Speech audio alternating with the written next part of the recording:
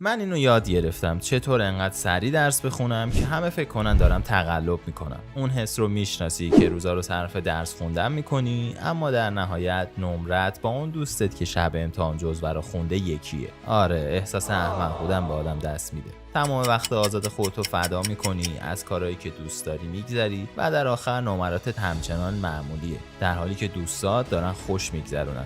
از اون بدتر درس خوندن میتونه خسته کننده و حوصله سربر باشه که باعث میشه بیشتر دست به تعویق انداختن کارات بزنی. اما مشکل تو نیستی. مشکل روش احمقانه و ناکارآمدیه که باهاش درس میخونی. تو این ویدیو بهت نشون میدم که چطور فقط با صرف 20% از زمان درس خوندنت نمرات عالی بگیری. اونم با استفاده از تکنیک‌های ساده‌ای که تقریباً هیچ کس نمیدونه. حتی یه دانش آموز معمولی هم به راحتی میتونه از این تکنیک‌ها استفاده کنه و بهترین بخشش اینه که دیگه لازم نیست هر وقت امتحان داری آخر هفته‌ات رو از دست بدی. پس بریم شروع کنیم. 8. شیرینیجات رو بنداز دور. قبل از امتحان از استرس و اضطراب شیرینی زیاد میخوری؟ خب داری کار احمقانه‌ای میکنی. حقیقت اینه که شکر فقط اوضاع رو بدتر میکنه. تحقیقات دانشگاه UCLA ثابت کرده که قند زیاد مغزت رو کند میکنه و یادگیری برات سخت‌تر میشه. و اگه این کافی نیست، تحقیقاتی از مجله فیزیولوژی نشون میده که شکر میتونه تمرکز و استدلالت رو به هم بریزه.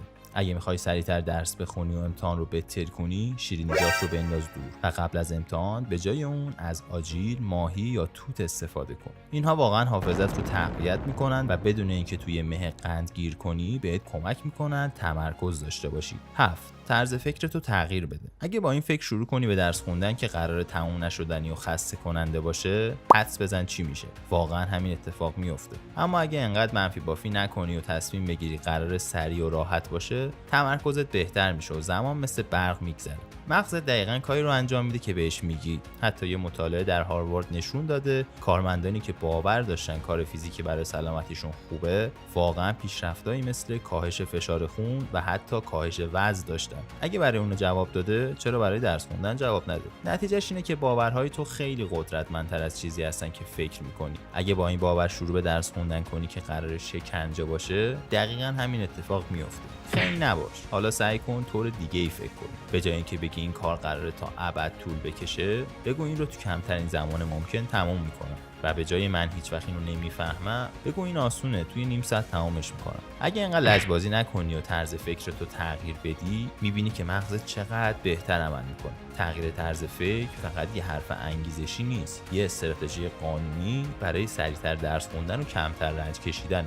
6. از تایمر استفاده کن. همونطور که تغییر طرز فکر میتونه جلسات درس خوندنت رو نجات بده، استفاده از تایمر هم یه ابزار مناسب برای به تعویق انداختن کارا مثل یه احمقه. اگه فکر کنی برای انجام یه کار تمام روز وقت داری، تبریک میگم. قطعاً تمام روز رو صرف اون کار میکنی. این همون قانون معروف پارکینسونه. کار به اندازه زمانی که براش اختصاص دادی گسترش پیدا میکنه. اما اگه یه تایمر 30 دقیقه‌ای تنظیم کنی، همه چیز تغییر میکنه. مغزت شمارش معکوس رو ثبت میکنه و به حالت تمرکز میره و تو رو مجبور میکنه کارآمد باشی و کارها رو سریعتر انجام بدی. علاوه بر این، مطالعات نشون میده که وقتی از تایمر استفاده میکنیم، به طور طبیعی تمایل داریم که کارها رو در کمترین زمان ممکن به پایان برسونیم. نکته اینجاست که یه محدودیت زمانی تعیین کنی که بهت فشار بیاره، اما باعث نشه وحشت کنی. دیوونه نشو و اینطوری فکر نکن که میتونم همه اینا رو توی یه ساعت بخونم. اما اونطوری هم نباشه که خیلی راحت باشه و کاراتو به تعویق بندازی. به جای اینکه بگی من تمام روز رو برای این درس وقت دارم، یه چیزی مثل این فصل رو توی یه ساعت تمام میکنم رو امتحان کن و ببین چقدر سریعتر از پسش برمیاد. 5. محتوای مهم رو اولویت بندی کن. وقتی وقت کم داری، خیلی نباش و روی چیزایی که واقعا اهمیت داره تمرکز کن. اگه فقط 2 ساعت برای درس خوندن وقت داری، واقعا میخوای اونو با مرور چیزایی که از قبل میدونی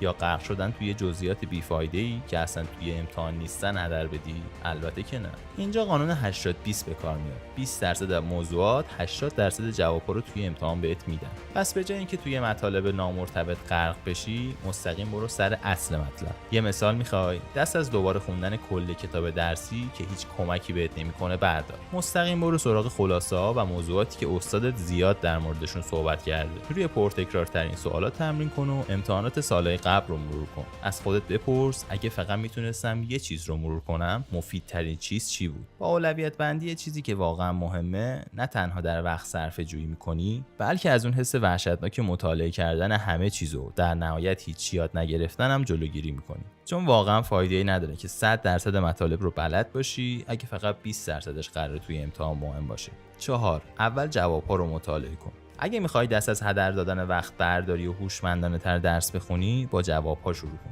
به جای اینکه همینجوری توی کل کتاب بگردی، مستقیم برو سراغ سوال و جوابای آخر فصلا. مطالب مهم اونجان. انجام تمرینات سوال و جواب بهت کمک میکنن یادگیریت رو خیلی سریعتر تثبیت کنی، بدون اینکه وقتت رو روی جزئیات بی‌معنی هدر بدی.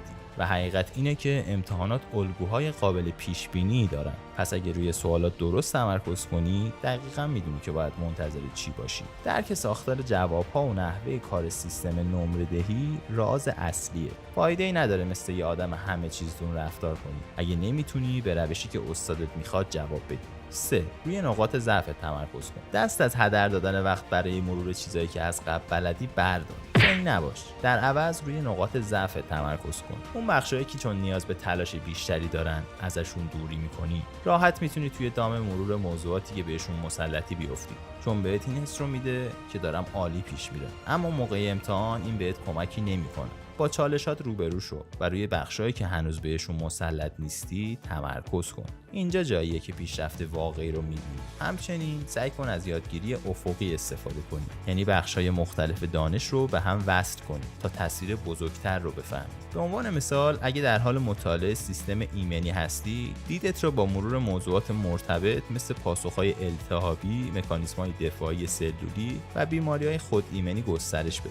به این ترتیب به جای اینکه توی یه موضوع گیر کنی، بخشای بیشتری رو بررسی می‌کنی و ارتباطات مهمی بین موضوعات برقرار می‌کنی. این کار یادگیریت رو کارآمدتر و کاملتر می‌کنه و تو برای امتحان خیلی آماده‌تر میشی. 2. از ابزار هوش مصنوعی استفاده کن. استفاده از ابزار هوش مصنوعی مثل چت جی پی تی کلید از بین بردن وقت تلف شده و هوشمندانه‌تر درس خوندنه. با دستورات درست میتونی به سرعت محتوا رو مرور کنی، شک‌هات رو برطرف کنی، آزمونا رو شبیه سازی کنی و خلاصه‌ها و برنامه‌های درسی ایجاد کنی، بدون اینکه توی یادداشت‌ها و کتاب‌های درسی بی‌پایان گم بشی. هوش مصنوعی بهت کمک میکنه همه چیز رو سازماندهی کنی و تو رو روی چیزایی که واقعا مهمه متمرکز نگه میداره، بدون اینکه کارو کش بده. مثل اینکه دستیار شخصی داری که ساعت‌ها خوندن خسته کننده رو برات ذخیره میکنه و جلسات درس خوندنت رو خیلی کارآمدتر میکنه. 1. مرور رو اصلاح کن. تمام اشتباهاتت رو توی یه دفترچه جمع‌آوری کن و قبل از امتحان دم دستت بذار. سازماندهی اشتباهاتت مرور اونها رو خیلی راحت‌تر میکنه. براستش رو بخوای خیلی بهتر از اینه که هر بار همون اشتباهات احمقانه رو تکرار کنی. مرور چیزایی که اشتباه کردی بهترین راه برای تثبیت مطالب و مطمئن شدن از اینه که توی امتحان دوباره خرابکاری نکنی. یعنی نمیتونی هر بار روی یه چیز لنگ بزنی، درسته؟ و در آخر مهمترین نکته، اگه این ویدیو برات مفید بود حتما لایک کن، برای دوستات که به دردشون میخوره بفرست و چنل اون رو سابسکرایب کن. اگه نه، از اون که فکر میکردم خیلی تری.